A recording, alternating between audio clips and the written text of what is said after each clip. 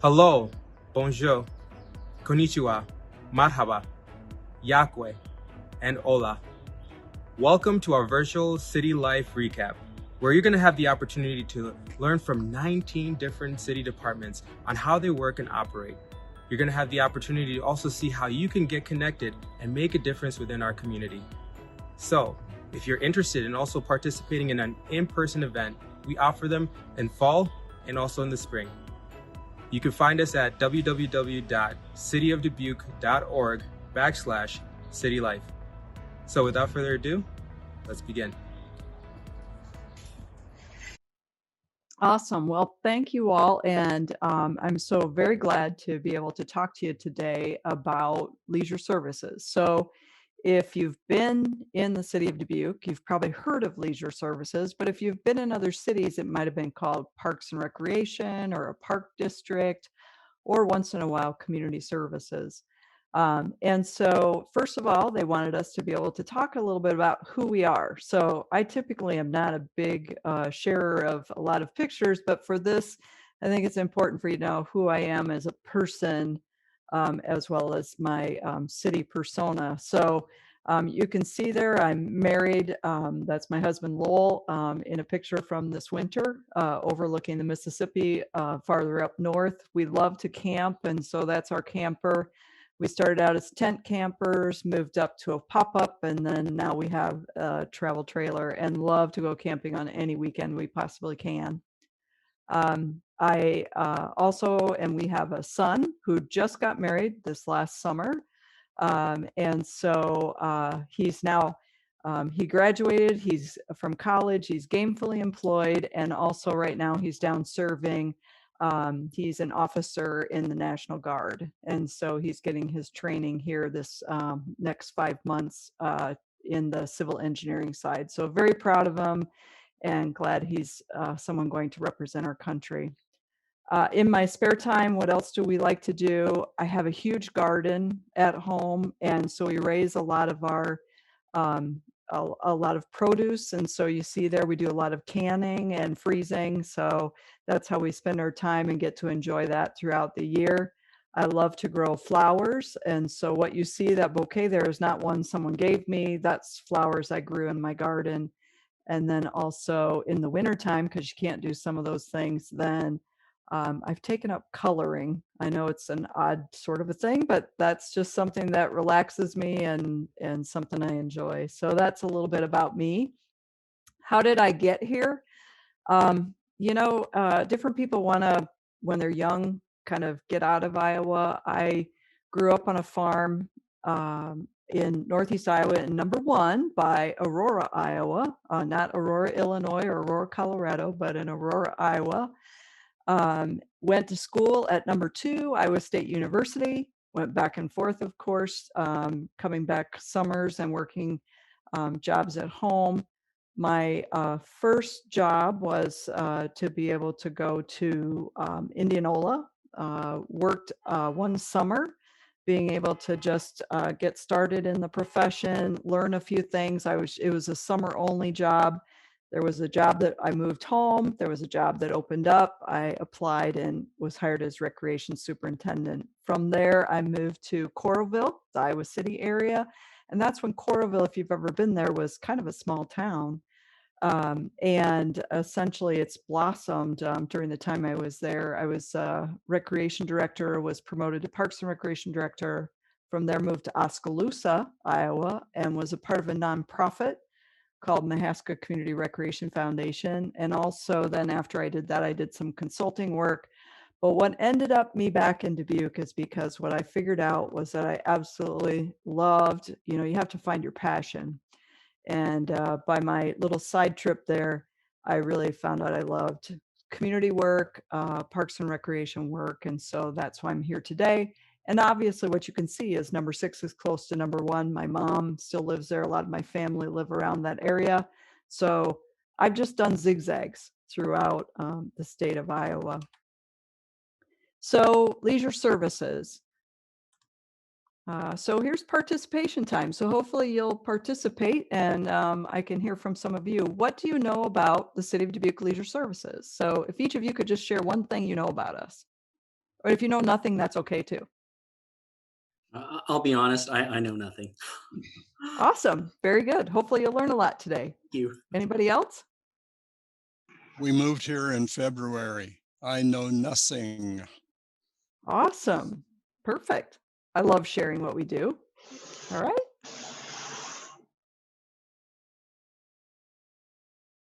Anyone else? My kids have taken some lessons through Leisure Services and done different programs, so I'm pretty familiar with Leisure Services. Great. Glad to have you. We're glad you participated with us. All right. Anyone else?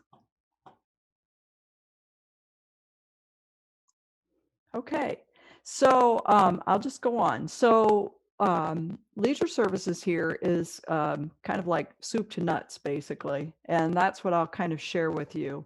We have your basic parks and recreation functions, and I'll share a lot of details and information quickly, and how you can get involved with us. Then also we have the Multicultural Family Center. We also have an AmeriCorps program, which I'll explain. And then also Leisure Services deals with the Five Flags Civic Center, as well as the Grand River Center. So I'll kind of share as we go along a little bit about all those things.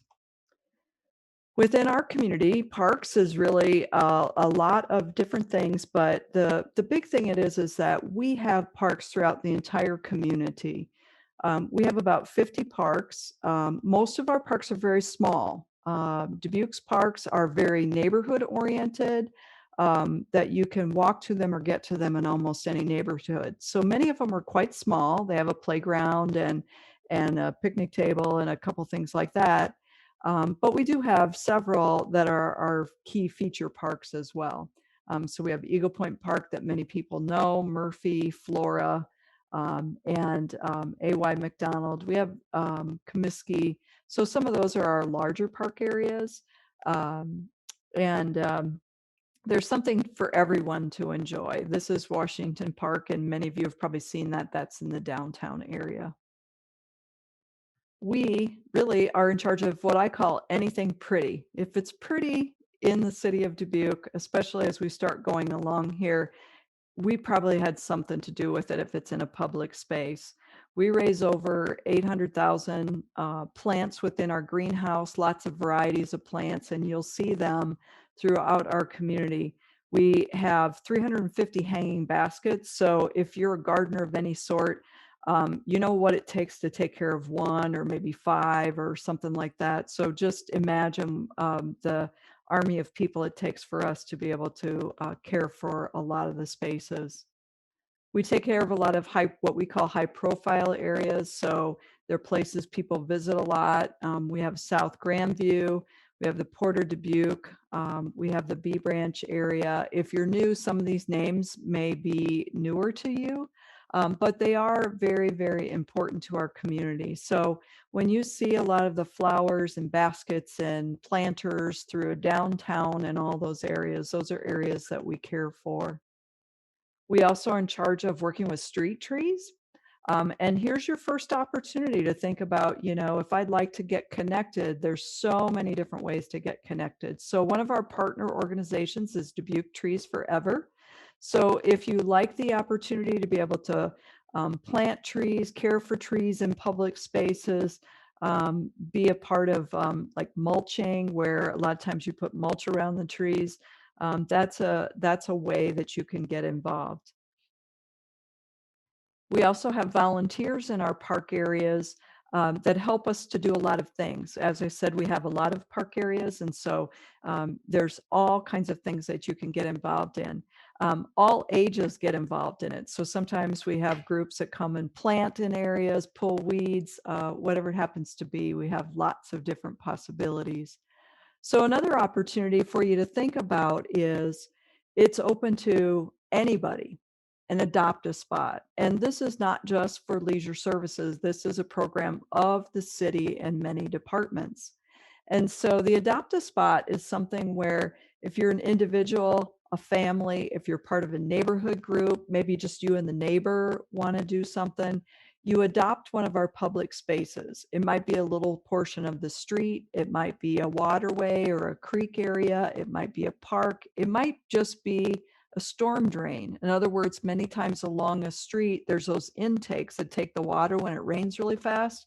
Well, all of us have seen that catches the cups and the debris and whatever else. And so sometimes just cleaning that up, putting that in your own garbage is a great commitment.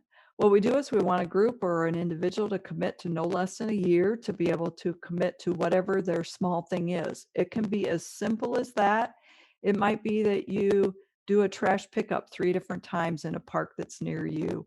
It might be that you help just report graffiti. That's going to be your thing. You're going to watch for that. You're going to help us out and do that. It could be that you help us with that landscape. It could help with habitat restoration, whatever happens to be in a spot that is near you. So if you're interested, there's a link that's on our website, and I'm sure Tim will share this presentation with you when we're done.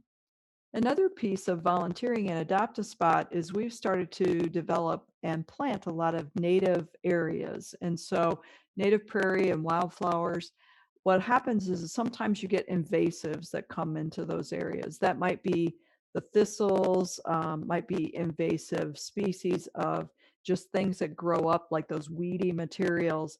And so we need a group of volunteers sometimes to come out and help take care of invasives. So volunteering in the parks, it really has a lot of different aspects.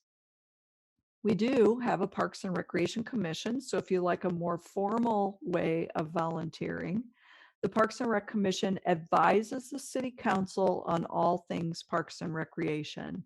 So for an example, when we work on a plan for a new park area, the commission will review that and they'll make recommendation to the City Council to approve the plan. They'll take public input on that. They might have a public meeting, a public hearing. It might be a change in an ordinance or something related to parks. They're involved with those kinds of things. So you can see there the city has on their website a place where you can apply not only for the Parks and Rec Commission, but all the other commissions that are out there to be involved in.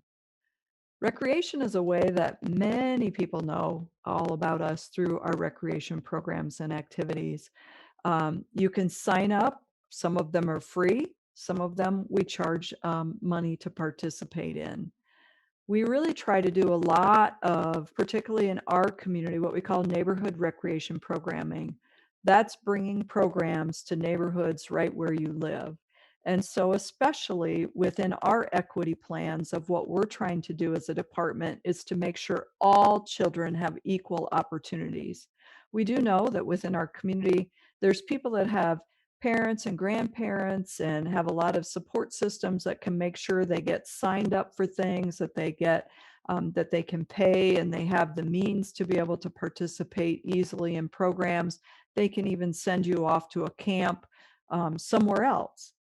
But there are people within our community that don't have the means to be able to do that. So one of our equity efforts is to be able to make sure all kids have that there's that enrichment opportunities that are available to them free of charge in a neighborhood near where they might live. We also started a scholarship program. So if people don't have enough funds or resources to be able to participate and are income qualified, they can get what really is basically a gift card that's loaded with $150. They can then sign up for any program anyone else can and spend their money in whatever way they'd like to. And so that's a way for us to obviously then also that same equitable choice for our programming. We do also offer and work with the Boys and Girls Club to be able to provide lunch programs in the summertime for children. And then during COVID, when we had all of the shutdown of the schools and things like that, we partnered with them at that time as well, because as many of you know, children go to school and many of them are on free and reduced lunch. But when school's not in session, they'll have free and reduced lunch, free and reduced breakfast programs and things. But when they're not in school, what do? And so we're a partner with that organization to make sure in their local area that we have those kinds of programs. We also have a lot of free programs, our playground sites, tot lots, and what we call special populations programs, which is our persons with special needs. So we have a lot of programs in that way. Our enrichment programs are held at, one of the things we don't have is a lot of actual buildings that we have, and the ones we have are fairly small. So when you hear us talk about Allison-Henderson, we do have a small building, and we sometimes call them like a one-room schoolhouse because it basically has one big room that we have our programs in. Comiskey Center also, same thing. The Slattery Center is on Pennsylvania Avenue. It also has programming in the summertime. And then Prescott, with the Prescott School, we have a neighborhood resource center. So there's one room that's also a part of that. So we do a lot of our programs for ages 18 and up in those particular areas.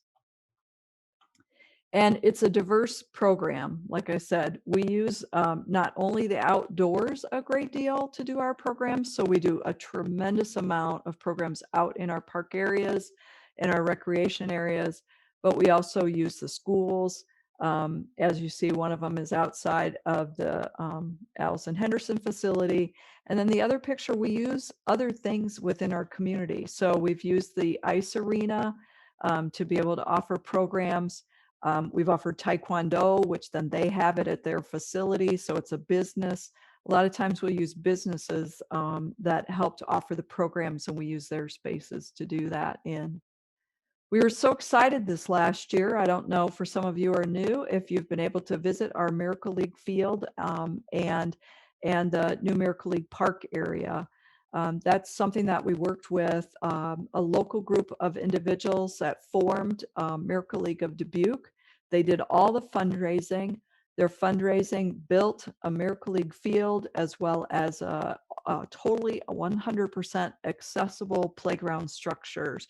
It opened up last year during COVID, so there was no grand opening. It just kind of got done, and we started to have lots of people visiting that site. One of the things that you can volunteer for is when our Miracle League program does start up. As you see, a lot of volunteers and adults are necessary to be able to help that program run. So if you're interested in volunteering, they call them a buddy, to volunteer to be a buddy, because someone has to push the wheelchair, someone helps someone walk to the base, someone helps to be able to just give high fives along the way. It's a great activity if you're interested in volunteering. That's also part of our equity plan, because it's so important for all people to be able to, within our community, be able to experience recreation in their own way and experience the joy of participating in programs, activities, and also within our park areas, making those accessible to all. We do have swimming pools. So you would normally think of parks and recreation with swimming pools. We have 2 pools here in our community. We run a golf course, and then we also have a marina that's down in the Port of Dubuque. So we have, like I said, when I said fruits to nuts, that's kind of what we've got, a little bit of everything and lots of recreation for different people. Our Multicultural Family Center is something very special to our community here. And it's special because it's programming for everyone. And they work with, particularly over the last couple years, they've built a teen program. And that teen program continues to grow. One of the groups that's sometimes the hardest to be able to connect with and be able to work with really is those teenagers. They're a little finicky if you've ever had any teens, but yet they are in such a formative stage. And once again, it's that programming where it's like they really focus on the enrichment activities. Many of these young people that are part of the programming at the Multicultural Family Center have never been to a ballet. So one night they took them to a ballet to introduce them to that activity. This last winter, they went on a winter night hike. Most of those young people had never done anything like that. They also snowshoed during this night hike. So it was their first opportunity to try that to see if they liked it. They've also put together a teen advisory board. So they're working to build the leadership of the teenagers within our community and give them lots and lots of opportunities for activities. The mission of the Multicultural Family Center is to build unity out of diversity. It is a welcoming location. And one of the things that happened within our COVID year here is we were finishing up the expansion of the Multicultural Family Center. Basically, we have a building on Central Avenue, and that facility is getting 3/4 bigger. We've added that much space to it, and that was happening during that time. It was supposed to open a long time ago, but we've slowly started to do the teen programming, and they're a welcoming space. It will be for us a community center, and the activities there will be amazing to be involved in. Lots of teen programming, lots of family programming, and then there's also after school programming and cultural programming. If you want to learn about different cultures, this last year we set that part aside because we really needed to focus on some of the other activities that needed to happen. And so, as you can see, there's quite a variety, and we really try to embrace all the cultures within our community because we have many, many cultures that live here. There's lots of opportunities to volunteer with the Multicultural Family Center. Another major activity that they're involved with, and a great volunteer opportunity. Once a month, they have a food pantry. So a couple days before it, they need volunteers to help them. They get food donated from the different food banks. They have to divide it into the bundles that will go to the families. And so they do all of that work. And then on the day of the food pantry, people drive up, the boxes of food are brought out and put into people's cars. And so there's lots of volunteers that are needed to be able to help there. But we're so excited for the opportunity for you all to be able to see our new center and to be able to be a part of it. So as we're able to open that up, I look forward to the opportunity to be able, for you to be able to share in that. We do have an AmeriCorps program. So if you've never heard of AmeriCorps is a federal program. AmeriCorps members are hired. They receive a stipend for their work, and they work on community issues for whatever the grant is written for. So we have a grant currently for what we call Partners in Learning. That works with our children in the schools, kindergarten through 3rd grade. The program works to help them be able to go from reading to learn to learning to read, or the other way around, sorry. Anyway, the idea is that if by 3rd grade you're struggling in reading and you don't get help, it's a lot harder to get you caught up because if you remember when you're young, those are the ages you're starting to learn to read, but you're also starting to learn to problem solve. It takes reading to be able to understand social studies and each one of the subjects that you build on. And so our AmeriCorps program helps what we call kind of those kids in the middle. They need just a little bit of extra help and assistance. They'll take children out in the hallways, they'll work with them in small groups, help them with their, whether it's phonics, reading, comprehension, all those kinds of things in order to be able to get them up and get a better level of grade level reading.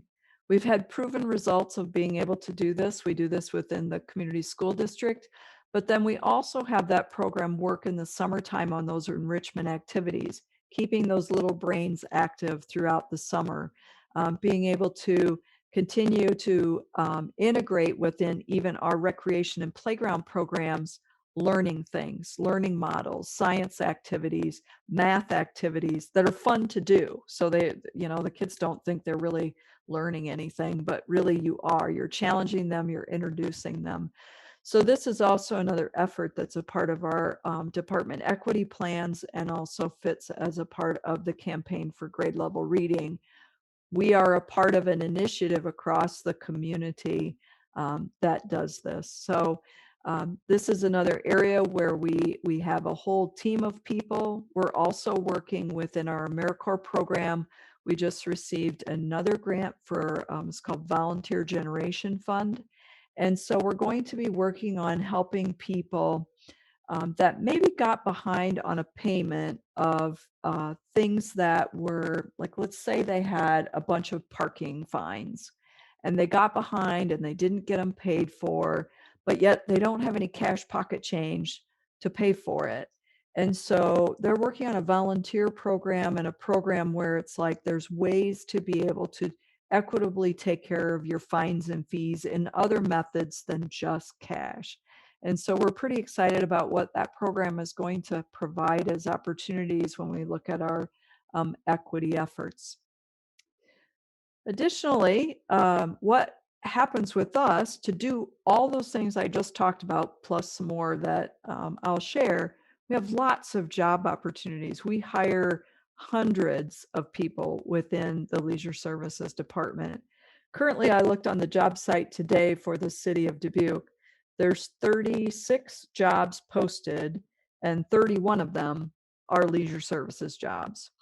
If you know of anyone who wants to work, we would love to have them come work for us.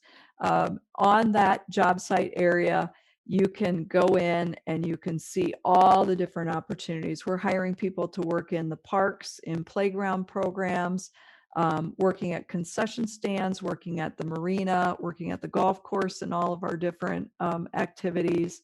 And working as AmeriCorps members, doing those things that I just talked about. One of our equity plan efforts is really to try to diversify our workforce as well, because when we're in the community doing what we do, we really need to be more reflective of our community. So that's one piece of our equity plan, is really looking at how do we diversify our employment pool of people that work for us, particularly because the other thing that we see is that we're kind of that first place people come to be able to get that first job. A lifeguard, a playground person, but we also are sometimes that first job for maybe a mother or father who has stayed home to raise their children. They come back to us and say, okay, I need to get some job experience. This is a great way to be able to do that and make that transition. Or we also have that other end of the spectrum where people are like, okay, I'm retired from my full-time job, don't want a full-time job, but I just want something in the summer. I plan on going south and enjoying the warmth in the wintertime. What's something I can do for just part of that time? So this is a great way for people to become involved within our community. I mentioned that Five Flags is a part of the Leisure Services Department. So as if you haven't been there, it's our entertainment venue. It's just starting to ramp back up as they're opening up after COVID. They have lots of activities there, family activities, sporting activities, comedies, concerts, meetings, community events, you name it. And so if you watch, you're going to see that happening. And if you've come in to our community, you drive right by off of Highway 20, you'll drive right by Five Flags and the big marquee that's always got all the different things coming up. We have a management group that works with that, and they run it on a day-to-day basis, but it's a city facility and is something we're heavily involved in ourselves. It has a beautiful historic theater, which this particular photo does not show it very well.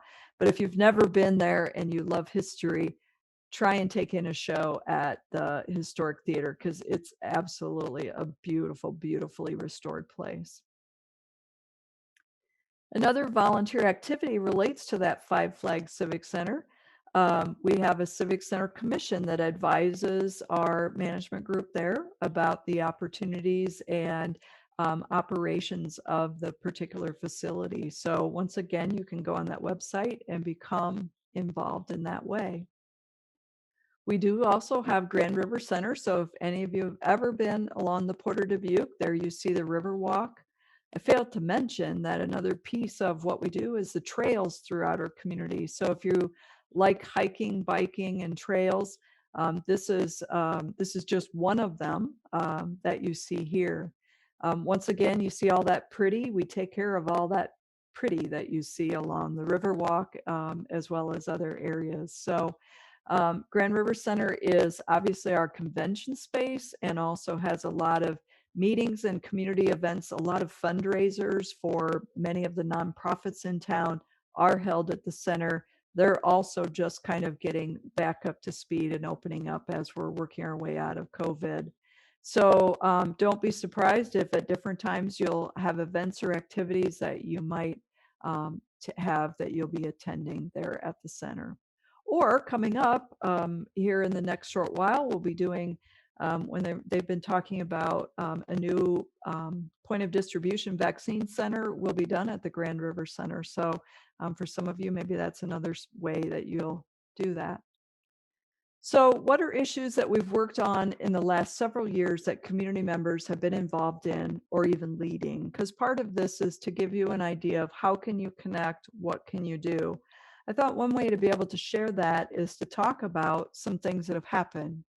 So the last 6 months, we've had someone that lived by, a citizen who lived by our Valentine Park that said, I'd really like to see a community garden in my neighborhood.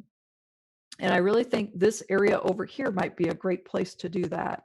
So we worked with that individual and several others of his neighbors that he brought together and said, yeah, let's try and make this happen. And so they actually just did all the tilling of that garden, and it'll be planted this year. But that rose up from someone in the community looking at it saying that there's a need. So that's awesome.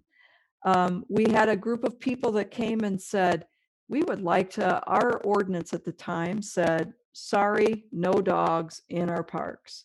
So we had a group of citizens come to us and say, we want this to be more pet friendly here. We've lived in other places. Why can't we take our dogs to all these parks and areas? So there was a task force put together, a lot of community feedback and input. And so although not 100% of our parks are open, a tremendous amount of them are now open to you and your dog if it's leashed, obviously. But that came and that swelled up from the community. That wasn't us doing that. That was a way for that to come up. The Miracle League that I talked about, there were two gentlemen that came to us probably 5 or 6 years ago and said, we'd really like to have a Miracle League field here in our community. And so we slowly worked with them to be, and then they got more people involved and more people involved and more people involved. They became a nonprofit. And the park that you see out there today is over a $3 million investment that the city, we helped them to write a grant to the state for it. So they helped to get a grant, but overall it was a privately funded, that's now a public project, but it was two people that came and said, this is a need for our community and I'd love to see this happen. And it has become a community project. So it's awesome. We had teenagers come and say, hey, the skate park that you have down at on Chapmanship Island, nice, outdated, really needs something a whole lot better. And so over the years, we worked with those teenagers. More people got involved. They also came to the city council and said, we need funding if we're going to build something new. And they did all of the legwork to be able to help us to be able to get some funding. And then they also did fundraising on their own side. They saw that community need, so those young people made that happen. We had a group of people who are very interested in pickleball, and we were sharing at the time a volleyball court and pickleball court, and they wanted to have some of their own. And so once again, we had people come to us and say, this is something we see as a need.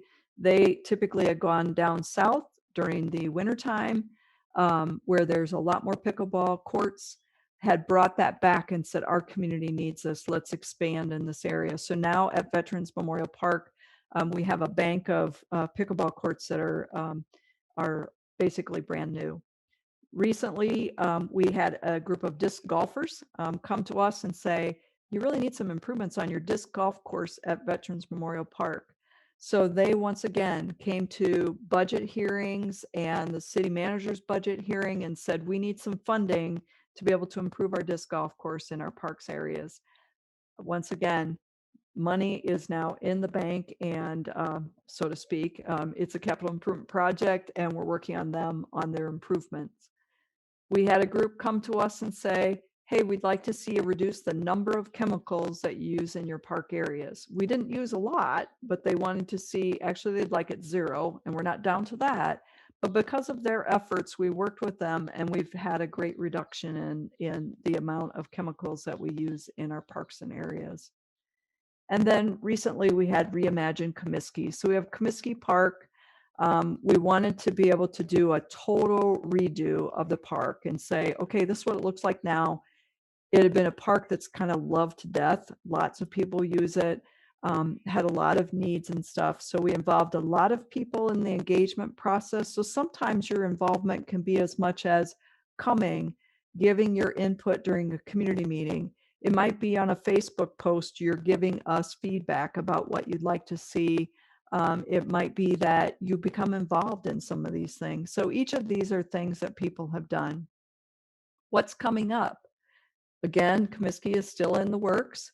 We have several new park areas where we're going to be engaging the public in ways that they can get involved.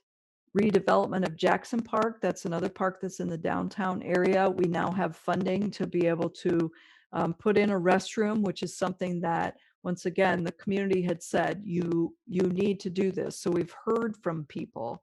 That's how, it's not all about Marie's ideas. It's more about who lives here and what do you think is the need. Once again, that park has a playground that's kind of been loved to death. And so we'll be doing some engagement and need people's opinions on what they think is right. So it'll be a new playground there and also in some of our other parks. And there's always the ideas for budget, right? I'd love to see. But really what this is what's coming up could be just an idea, an initiative, a partnership that you're interested in leading. We don't know what's next all the time, but we try and work with all kinds of people to have that happen. So how do I know what's happening? For us as a department, we really outreach a tremendous amount. So there's all the different Facebook pages we have. There's Instagram pages, our website, the Telegraph Herald, radio stations. Notify Me can be used, and we publish a brochure 3 times a year. So tremendous amount of activities that way. And other than that, I'm going to cut it off and say, what questions do you have and what would you like to talk about?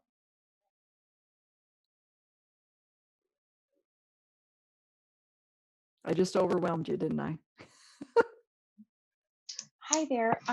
My name's Kathy Burmeyer, and I did have a few questions. I live down by the B Branch and Comiskey Park, and I was just wondering, for the B Branch, is that pesticide free now? I know that that you guys were working on getting plants established, and so it was helpful to be able to use the pesticides to help establish the plants. I just didn't know what the status of that was this year.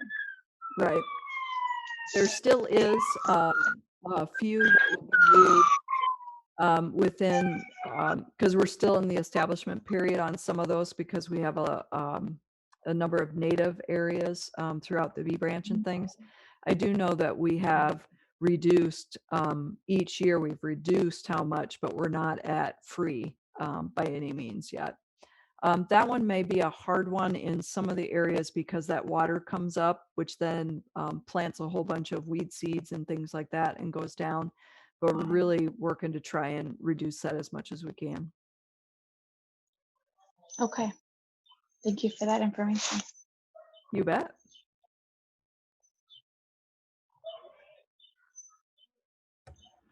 Has anybody ever had the opportunity of going on Arts on the River and kind of walking down that path? If you haven't, great opportunity. Are you talking about on the Riverwalk? Yep. Oh, never done that. I'm curious, are there, sorry, are there like sand volleyball courts anywhere? We actually do not have a sand volleyball court. There used to be a business that had a bunch of them, and so that's where everybody liked to go because it was connected with an establishment, and they had leagues and things like that. So we hadn't really got into it because they were in that. But at this point, we don't have one. But we really haven't had people saying, hey, we'd like to see one put in. So, Yeah. if that happens, then that's when we'll step up. Yeah, I'd be curious to see if there's any kind of demand for that. I would love that. Mm-hmm. Mm-hmm. Sounds like you might be able to start something there, Alec. Yeah.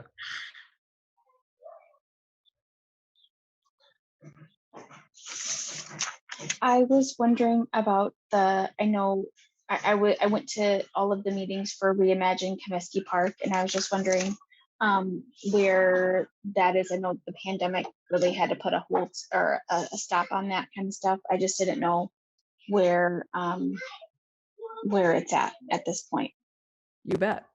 Actually, we here in the next week or so, we're going to be we've been working on taking all that feedback and input from all those different meetings and then working with our consultant. We did take a pause. Honestly, as you know, just like with everything, you just sometimes had to take a pause. So probably in the last 4 months or so, we've really started bringing that back in earnest amongst a group of city employees, along with the consultant, to get down to the, I call it the brass tacks, really kind of getting down to it and going, okay, if we're going to build that, how much is it going to cost? Because we have to keep it within, obviously, a budget. And so we have it now where we've got a phase 1 and then an overall concept plan. And so we're very close to being able to bring it back to the public, to the Parks and Rec Commission and the City Council, and then very quickly pivot to put together bid specifications with an intent and a hope to start some of that construction this fall.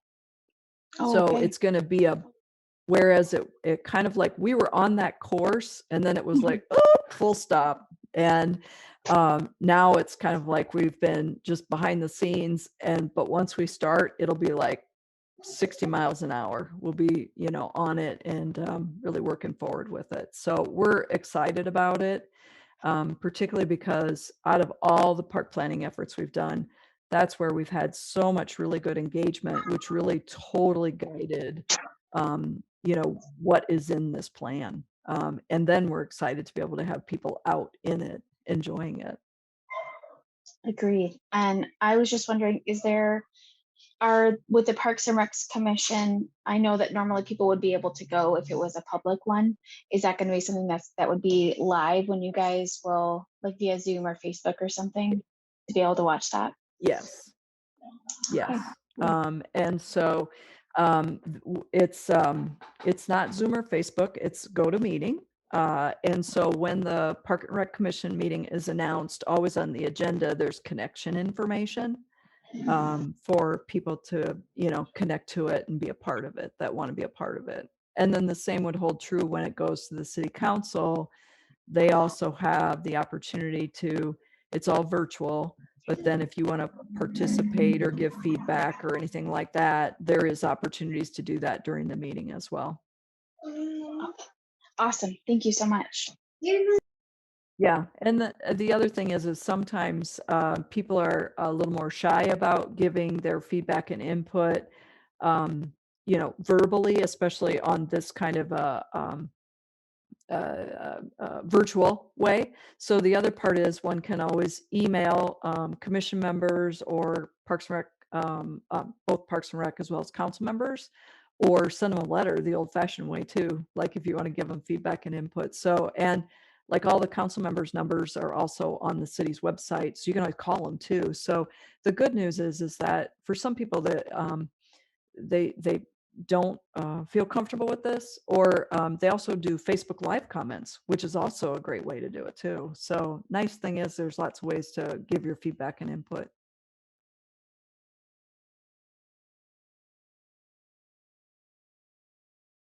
These are awesome questions. Keep them coming if you got them. Okay, so out of everything I said, for those of you that are newcomers, what's one thing that you saw, you're like, oh, maybe I should check that out? Or maybe, it's something you're interested in. I'd be interested to see, because everybody has such different, diverse things they're interested in, or they kind of go, oh, hey, that's pretty cool. I'd like to learn more about that. Hi, this is Gary. I didn't know that Multicultural Family Center was A, part of city government, or B, part of leisure services. Oh, great. Yeah, I would be very interested in that. And the parks. I mean, I didn't know there were that many parks, but we're looking forward to, with the weather warming up, some picnicking, and I'm glad that you allow dogs in part of them. Yes, and if to know which are and aren't, if you just on the city's website, you just type in the search bar pet friendly, there's actually like a map that you can click on, and then you'll see which ones are. Okay.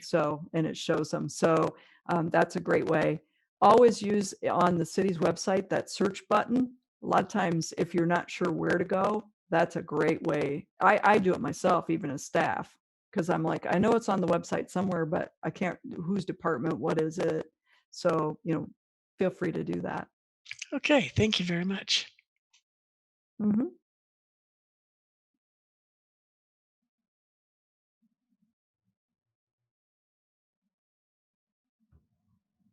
Any further questions? One thing one thing I do have, and I'll figure out how to hopefully load this on. If not, I'll send it to Temwa.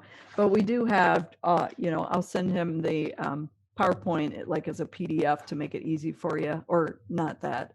Anyway, so the links work.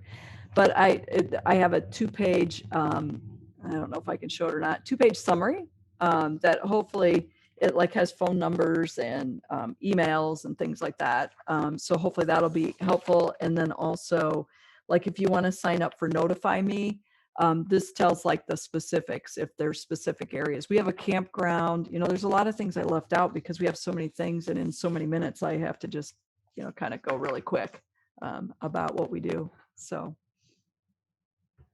highly encourage also, if you are connected with any teens or anything, that to connect them to the Multicultural Family Center for that. The teen nights are just amazing. Students, youth, kids, they've had just tremendous experiences. Even myself, of popping in and out, sometimes of the different things that they have going on. I've grown, and I've gotten quite a lot from there, because the staff is just so passionate about being there and impacting the youth, for them to ask questions, to grow together. And when you see the new Multicultural Family Center, of how just it looks, is I was like, awe-stricken when I was in there, and just thinking about all the different things, activities, events. Once, we're able to kind of fully get in there post-COVID and stuff. So I'm just excited. So be looking out for that. And again, connect whoever you can to all these different opportunities, the boards, commissions, so that way that they can make a difference. And I'm hoping, as you're hearing everything, that you can make a difference. Just even with your question, Alec, of the sand volleyball pit, I'm pretty confident there's quite a bit of other people that have that same passion, but just never knew if they even could ask or should ask. Or maybe it might be a feeling. I know I probably had this feeling whenever something comes up. It's just like, oh, okay, the city or whoever, the powers that be decided to make this thing happen. But I've found, again, that there's so many things that community members say, just somebody voicing their thought, like, this would be great to have. And then all of a sudden you find like 30, 40, 50 other people have the same passion, and want to see the same thing, but they just never knew that they could even ask or see that happen. So encourage every single one of you, be empowered, share this information. You never know who might be like, oh my gosh, what, I can do that. And they'll thank you like forever on, and then send you like Christmas cards or something like that too. So awesome. So Marie, did you have anything else? no, I think, the big thing is just don't be afraid to reach out and to ask your questions. We've got staff members here that if I don't know we'll get you to somebody else, those kinds of things. So the information is there. And if we don't know it, we'll just tell you we don't know it. Or if we haven't heard or we have heard of others, sometimes we'll connect you with somebody else. So it's pretty exciting what can happen with, and we see that particularly in my department, what can happen with someone's little bitty idea and how it really can make an impact on a community. So, and or just on a group of people that are enthusiasts of whatever it might happen to be. So never think your idea is crazy because somebody else would likely have it. Oh, I love the kids. Hi. Thank you all very much. And, connect in whatever way. I'll get the information to Timla.